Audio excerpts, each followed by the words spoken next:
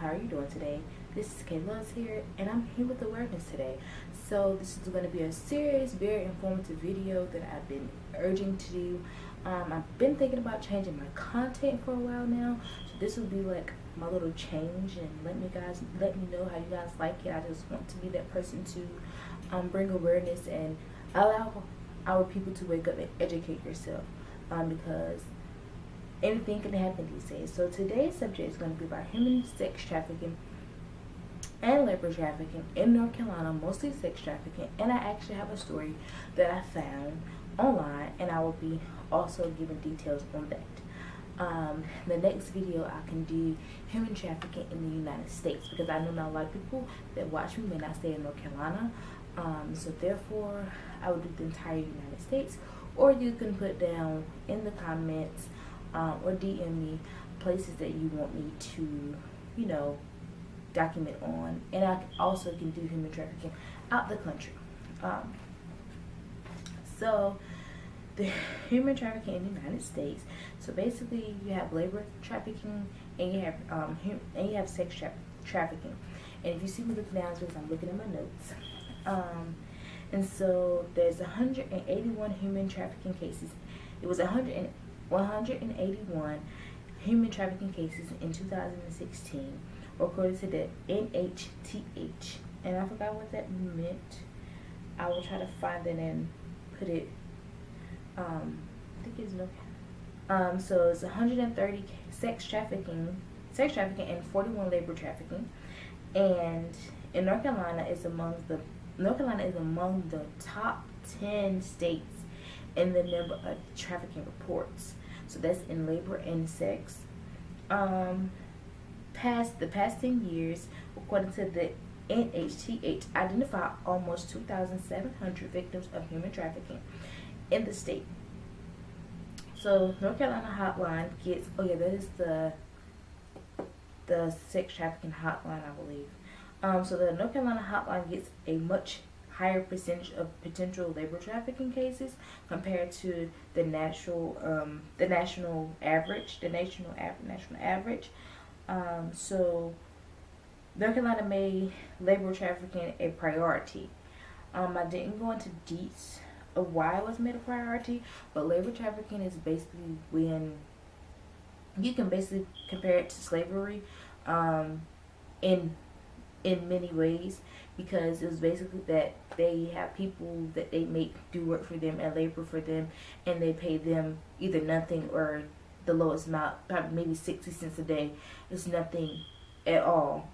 So that is labor trafficking, and they may bring them from a different country just to make them work, say for a white family, or it'd be the top of the top richest people, but they pay them the most lowest. So it's not even a maid, because you're not even getting paid what a maid would get paid. You're just being abused, your service is being abused. And if you want to go, like say you want to visit families for holidays, they can tell you, no, you can't visit because I need you here, and they can actually kill you or do something to you if you do not abide by those rules, because you work for them.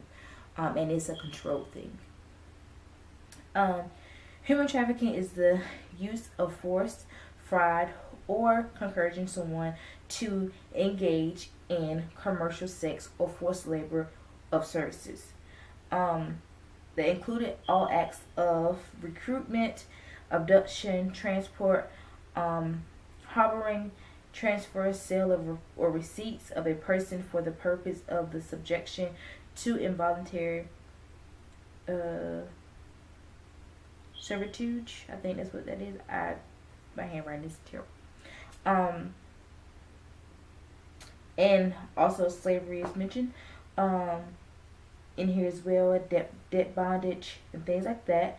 So because the because North Carolina is one of the top 10 states in prevalence of human trafficking, in privilege of human trafficking cohabilitation among disciplines such as law enforcement, case managers, social workers, school personnel, nonprofit advocates, and others in criticals. And that was a quote, I believe, from NHTH.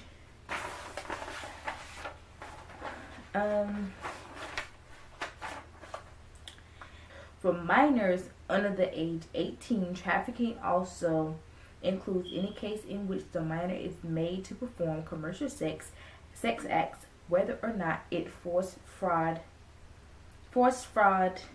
or coercion is presented. So,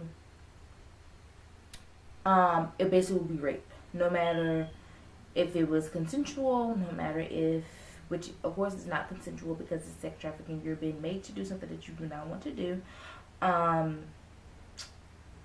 Let's see. Does that have to have any weapons involved for it to be a first degree? For what I'm taking for this, it couldn't be first degree due to the fact that they're being forced to do something that they do not want to do.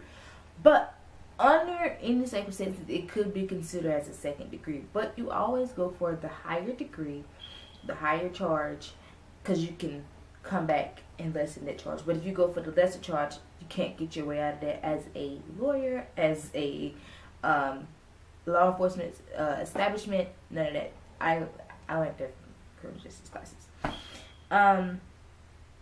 So North Carolina lies in the center of the triangle encompassed by Washington, D.C., Charlotte, and Atlanta, all of which are hubs of human trafficking. So let me repeat those. Washington, D.C., North Carolina lies in the center. So the triangle encompasses by Washington, D.C., Charlotte, North Carolina, and Atlanta. Atlanta, Georgia, all of which are hubs of human trafficking. So be careful if you live in Washington, D.C., if you live in Atlanta, if you live in Charlotte, North Carolina, and any other place in North Carolina, because it says North Carolina lies in the center. So be aware of your surroundings. So here's a case. I cannot pronounce her last name, but I will put her name up here. But I will say her first name. Her name is Carla. It was on the news, so I can give names. She said that she was raped approximately. It wasn't even approximately. It was estimated. She said estimated, kind of. She did her own estimation. 43,200 times. From human trafficking. Her story is kind of sad, but this is what makes you want to be aware of your surroundings by listening to this story. So she said up to 30 men. She said she had up to 30 men a day for 7 days a week for 4 years. She came from a dysfunctional family, and she was sexually abused and mistreated from the age of 5 by a relative. Her mother rejected her. At the age of 12, she was targeted by a trafficker, so a pimp. And he lured her away with kind words, a fast car, because she wasn't getting that love and attention at home that she wanted from her mother. So when she seen someone that gave it to her, she automatically, connected, I guess you can say, with that person, or felt a sense of connection with that person. So this is the start of the story. So he sent her a piece of candy over by a little boy that was selling candy that day while she was waiting for some friends by Subway. The man that sent her the candy over finally walked to her and told her that he was a car salesman, telling her all this stuff about how he had been abused and he was very affectionate towards her. So he was telling her all these things, trying to get in her mind, trying to make her feel like they had similarities. Because one thing I know about people, by being a psychology major, no one is just about to come up to me and say, hey, yes, I was raped when I was 12. Those are things that people want to keep personal. And that is stuff that they want to keep inside of. If family know. And they may have told one friend, maybe two, but it's not something that you go and tell a stranger that you just met. And not even a kid. She was, 15? No, she was 12. So, you're about 30 years old probably, and you coming and telling a 12-year-old you got raped. There's something that don't make sense. But see, she was 12, so maybe me, if I was 12, I wouldn't say I would, but they exchanged phone numbers, and the next day he called asking her to take a trip with him nearby Preluda. She left home to live with him for 3 months. Remind you, she's like 12, 13 years old. This is her quote, beginning quote.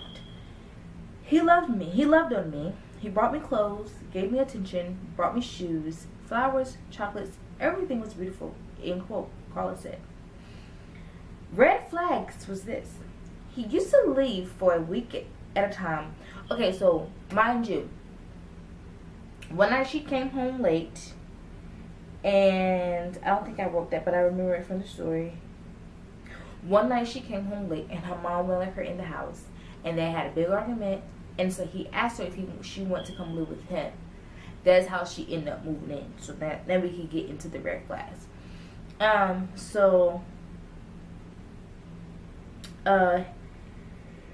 Like I said, he used to leave for a week, and his cousins would come over with different girls every night. She says every week. And so when she asked what kind of business they was running, one day she was like, when he came back, and she was talking to him, well, do you mind if I ask you this question? You know, she was eager to know. And she said, well, what kind of business are you running? And he told her that the truth, that they were pimps, that him and his cousins were pimps. And days later, he telling her what she needs to do for the men and how much money she will make.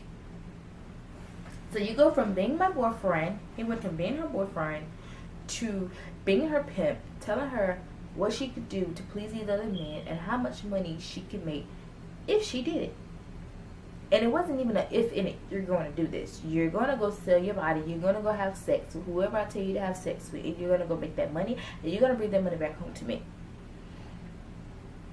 So, her first time, she started at 10 a.m. and she finished at midnight. 10 a.m. to midnight. 10 a.m. to midnight. That is 12 a.m. That is 12 a.m.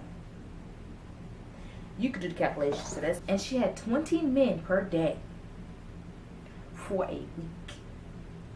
So that from when she left to go do her first job, she was gone for a week, and she had 20 men a day. So 20 men, 8 hours in a day. 20 men in 8 hours in a day. I wanted to bring these awareness videos to say, if you're in a weird situation where you feel like someone, see me, I'm just come back a little bit. Me, I'm not the type of person where I sit and hold conversation with, I'm not gonna call them weird looking people, but if you come up to me and you asking me where I live, where I go to school, and different weird questions, I'm not gonna answer it. I'm going to simply say, you have a nice day, and I'm going to walk away, because I never know what you're trying to do to me. You ask me where I stay, I'm not going to be saying, well, I stay in apartments. No, not going to do that.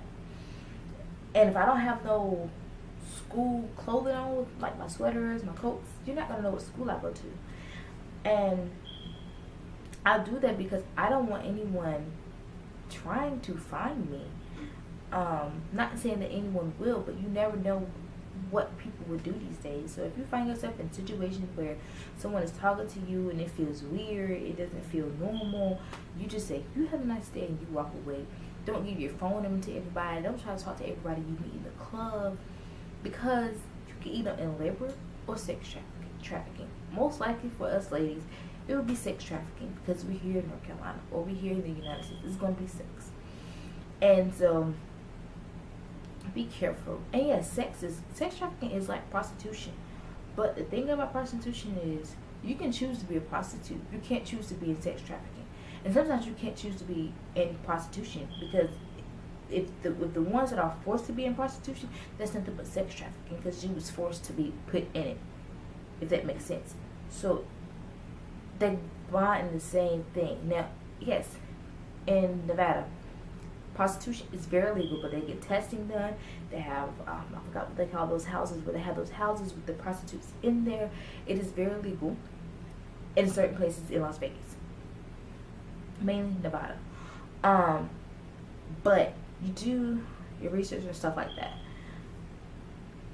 And so please be aware who you talk to, who you tell your business to, who you let your whereabouts, who you tell your whereabouts. Oh, by you or us wearing whatever we want to wear, showing our cleavage, showing half of our ass if we wanted to, doesn't give any man a right to try to force us into having sex with them, which is rape, or force us into sex trafficking. It doesn't give nobody any right, because we are women. These are our bodies, and whatever we put on us, we put it on us proudly for us to wear it, not for someone to try to rape us. So for those people out there who say, well, you shouldn't have that on, that's probably why she got raped. No, that's no excuse for no man to put their penis inside no woman that did not ask for it. Because she wanted to go out and have a good time, not to be bothered by no old creepy man or no young fool or a fool, period. Because she came to have a good time, not to be violated. Because when you violate a woman like that, it takes her forever. She never gets over that. She relives that scene every day in her head, because that was something that someone done to her. So I want people to think about that in general, far as men. I didn't mean for this video to be too long, but I just want everyone to be aware of their surroundings, and I hope you guys like this new segment that I'm trying to do. I just want to bring awareness and bring some education and bring up wake-up calls to people, because I feel like it's very important, because sometimes we feel like we can't be touched, and or that can't be us, that little girl that got kidnapped on TV, that can't be my daughter, or that can't be that lady that got raped down the street, that can't be me. Yes, it is.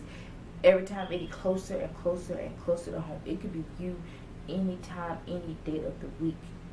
So you be careful of when you go outside, what time of night, when you go to the club, when you talking to a guy, even when you talking to females. Because some females are just crazy and they want to kidnap you and do some stuff to you. But that may just not just may not have came out yet. But I'm pretty sure I probably can find some stories. But most of the stuff that we hear about women. But remember that men can be raped too. And men can be put in situations where they have to sell their bodies. It's not women. We all are victims and can be victims. And we all are suspects out here. You know, people are suspecting, not suspects, but we all are the suspect, if that makes sense. Like, we're something they're looking for, if that makes sense. Sorry if that doesn't make sense. I'm not saying we all are suspects, that we're all going to do it. But, yeah. I'm going to go ahead and end this video out, loves, and I hope you guys enjoyed it. Please follow me on all of my social medias. They will be in the description down below. And please subscribe, like, and give me a comment, girl. Peace.